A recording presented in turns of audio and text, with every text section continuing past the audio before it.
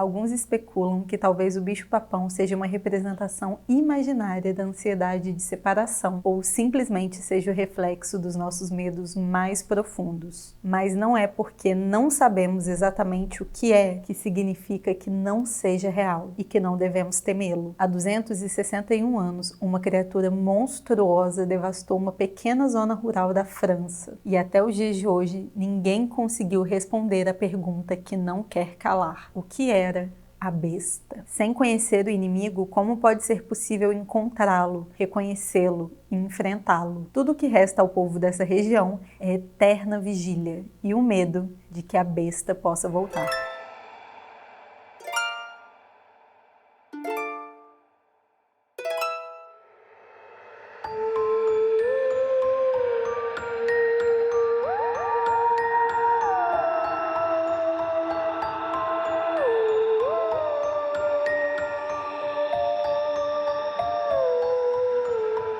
Olá, excêntricos! Sejam bem-vindos a uma das últimas sessões de 2021 do Clube. Eu sou a Ana e hoje eu te convido para a gente viajar um pouquinho no tempo. Vamos lá? Mas antes, não se esqueça de deixar um like nesse vídeo, fazer um comentário cheio de carinho e compartilhar esse vídeo com alguém que você acha que possa gostar. E existem muitas outras formas para você ajudar o clube. Por exemplo, você pode assistir um vídeo depois desse, você pode assistir dos anúncios do YouTube, que ajuda muito a gente. E se você puder e quiser, confira a nossa opção Seja Membro ou o nosso Pix aqui na descrição desse vídeo. Vamos lá? Na década de 1760, quase 300 pessoas foram brutalmente assassinadas numa região remota no centro-sul da França, chamada Gévaudan. O assassino era considerado um animal enorme, que passou a ser conhecido simplesmente como a besta. Mas enquanto o nome dessa criatura permaneceu simples, sua reputação logo se tornou extremamente complexa. Segundo relatos publicados na imprensa da época, a besta de Gévaudan preferia atacar mulheres e crianças, e sobretudo meninas, e muitas vezes retirava a cabeça da vítima e bebia todo o seu sangue, não deixando nada para trás além de uma pilha de ossos. Diversos ilustradores foram para Gévaudan para tentarem traduzir a besta em imagem, cuja aparência foi relatada como tão monstruosa que quase não era possível acreditar. Um pôster impresso em 1764 descreveu-o da seguinte maneira: castanho avermelhado com estrias escuras nas costas. Assemelha-se a um lobo ou hiena, mas é grande como um burro. Mandíbula comprida e aberta, 6 garras, orelhas pontudas e eretas, e a cauda peluda e flexível, tão ágil como a de um gato, e pode derrubá-lo. O grito parece mais com um cavalo relinchando do que com um lobo uivando. Outra gravura, provavelmente publicada no mesmo ano, traz a legenda: imagem do monstro desolando Gévaudan. Esta besta é do tamanho de um touro jovem, gosta de atacar mulheres e crianças, bebe o seu sangue, corta fora suas cabeças e os leva embora. Uma recompensa de 2.700 libras é prometida para quem derrubar o animal. O primeiro ataque fatal registrado da besta ocorreu em 30 de junho de 1764, quando uma pastora de 14 anos, Jeanne Boulet, cuidava de um rebanho de ovelhas. Mas Jeanne não foi a primeira vítima da criatura. Como escreve o historiador J. M. Smith em Monsters of the Gévaudan, cerca de 2 meses antes, uma jovem que estava cuidando do gado foi atacada por uma criatura como um lobo, mas não era exatamente um lobo. Mas ela conseguiu escapar porque o rebanho a defendeu. Essa criatura feroz atacava principalmente pessoas do sexo feminino, mulheres, jovens ou crianças. Porém, segundo relatos, homens solitários também eram alvos da besta. Houve tantos ataques que alguns chegaram a especular que poderiam existir 2 ou até mais feras. A população de Gévaudan estava aterrorizada,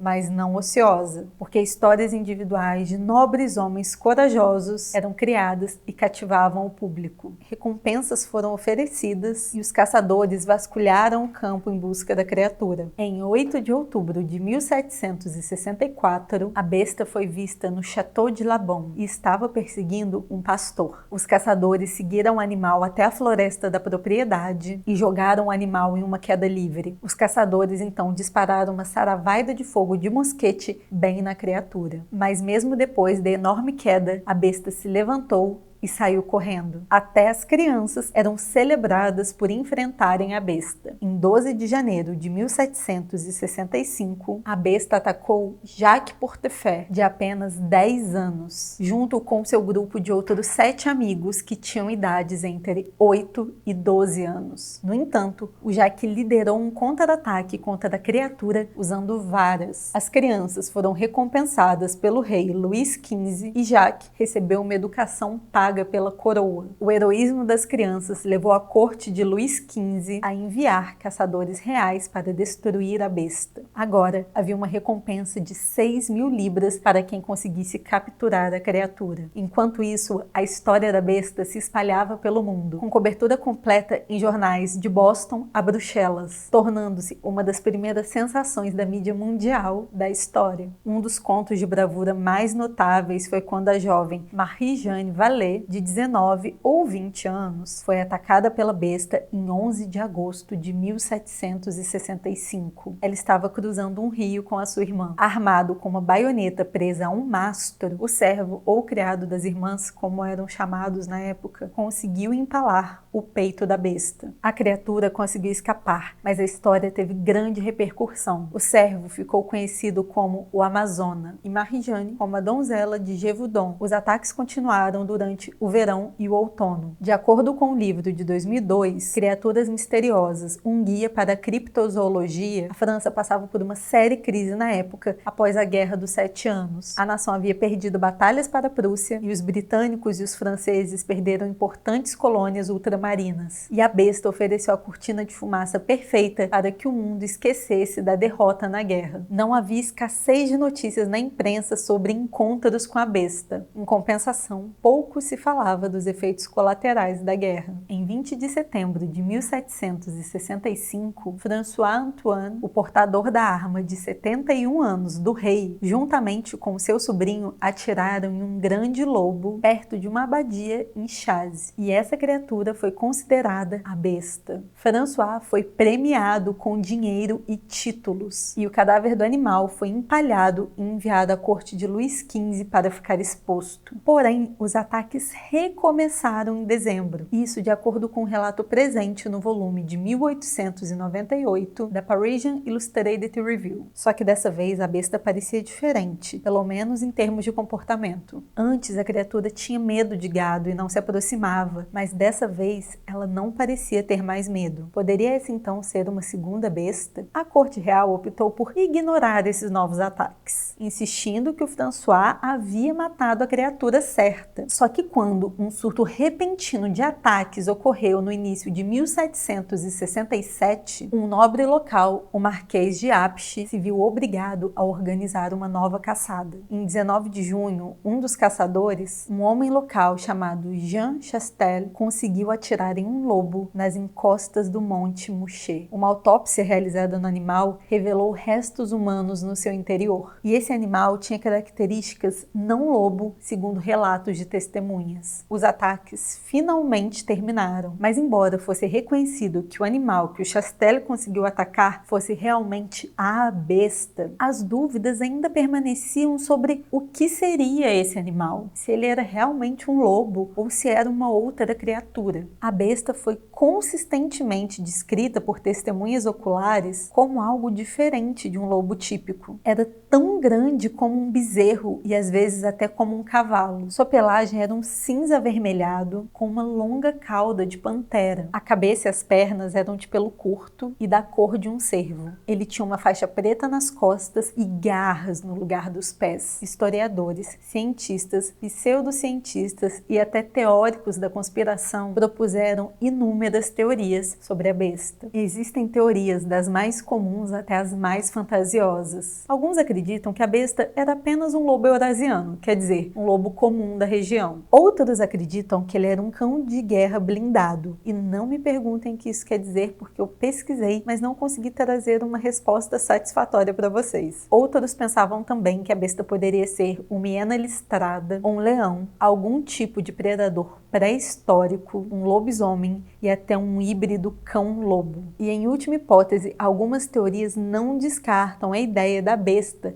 ser um ser humano. Dos candidatos, o mais fantasioso provavelmente é o lobisomem. O Smith, o autor de Monsters of the Gévaudan, aponta que Chastel provavelmente usou uma bala de prata para matar o lobo, alimentando assim toda a mitologia em torno do lobisomem. Outra teoria bastante realista era de que a besta seria um predador pré-histórico extinto, uma espécie de cachorro-urso. Mas a ideia de que um animal tão imenso pudesse passar despercebido por milhares de anos torna essa teoria tão implausível quanto a do lobisomem. Embora seja improvável que um assassino em série fique caçando as suas vítimas em plena luz do dia fantasiado de besta, a ideia dela ser um ser humano, um serial killer, não seria algo tão implausível assim, porque homens maus temos aos montes por aí. Mas nesse caso em específico, toda essa ideia animalesca da besta teria que ter sido uma fantasia criada e aumentada pelos locais e pela mídia. Algumas representações da besta sugerem que ela se parecia bastante com Miena Listrada. É provável sim que o Miena Listrada possa ter escapado e chegado até a região, mas como a Miena Listrada não é nativa da França, seria algo bastante incomum, a não ser que alguém tivesse levado o Miena de forma até ilegal para lá, e aí teria acontecido tudo isso. E em última análise também não se tem notícias de que hienas listradas ataquem humanos. Carl Hans Tack, o biólogo e autor do livro A Tragédia de Gévaudan, A Campanha Desastrosa de uma Besta Deportada, argumenta que a besta pode ter sido um leão imaturo. É possível que um leão tenha escapado de algum cativeiro. A besta, supostamente, era um caçador de emboscada, que agarrava a presa pelo pescoço e que tinha a capacidade de decapitar uma vítima. E um leão pode sim exibir esses comportamentos predatórios. Leões são conhecidos por atacar humanos para se alimentarem, como o famoso caso dos leões de Tsavo, no Quênia, no qual um casal de leões matou mais de 130 pessoas em menos de um ano. As testemunhas oculares na França na época muito provavelmente não estavam familiarizadas a ver leões, e o que sabiam sobre eles vinham de imagens bastante estilizadas. O leão com sua imensa juba. Porém, um leão jovem não tem a juba totalmente desenvolvida. E às vezes ele tem sim uma faixa, tipo um moicano, descendo pelas suas costas. E isso corresponde à descrição da besta dada pelas testemunhas oculares. Um caçador da época, o Jean-Baptiste Duhamel, escreveu a seguinte frase: "Você, sem dúvida, pensará, assim como eu, que este é um monstro híbrido, cujo pai é um leão, e o que era sua mãe ainda está para ser visto." Eu particularmente não desacredito dessa teoria dos leões e acho ela bastante plausível, mas entre as teorias consideradas mais credíveis está a de que os lobos normais perpetuavam os ataques. Isso porque a região era remota e dominada por lobos. E Smith acredita que grandes lobos solitários estavam atacando comunidades individuais em toda a região e também, em última hipótese, poderia ser uma matilha. O Smith afirma que muitas dessas qualidades fantásticas atribuídas à besta foram induzidas pelo clero. Sim, o clero. Novidade? Tá surpreso? Eu também não. O clero teria despertado esse medo na população de que Deus estava punindo os franceses pela derrota na Guerra dos 7 Anos. E para os caçadores, conseguir matar a besta era uma forma de recuperar a honra perdida da França. Os lobos são nativos ali da região e já atacaram humanos antes de 1764. Algumas estatísticas, inclusive, mostram que lobos atacaram pelo menos 9.000 humanos entre os séculos 17 e 19 apenas na França. Na maioria das vezes, esses ataques foram feitos por lobos raivosos. Existem sim algumas falhas potenciais nessa teoria do lobo, incluindo a frequência dos ataques mortais da besta, sugerindo que não era um único lobo raivoso. Além disso, nenhuma das suas vítimas parece ter contraído raiva, sugerindo então que esse animal também não era portador de raiva. Embora até os dias de hoje existam muitas teorias sobre o que seria a besta de Gévaudan, todos admitem que a verdade nunca será totalmente conhecida. Sem qualquer evidência genética ou forense, a besta de Gévaudan está fadada a permanecer para sempre um mistério. Mas algo que eu não posso deixar de pensar é que simbologicamente A besta era um grande lobo mau, que atacava principalmente mulheres e meninas desprotegidas. Seria a besta a própria personificação do lobo mau que Charles Perrault havia criado apenas algumas décadas antes para a história da Chapeuzinho Vermelho, também na França? Que alguma criatura atacou e matou 300 pessoas na pequena e pacata Gévaudan não tem como questionar, é um fato. Mas não podemos deixar de perceber que a espetacularização dessa tragédia veio em boa hora para a coroa. Terá sido isso apenas uma coincidência? Tchau!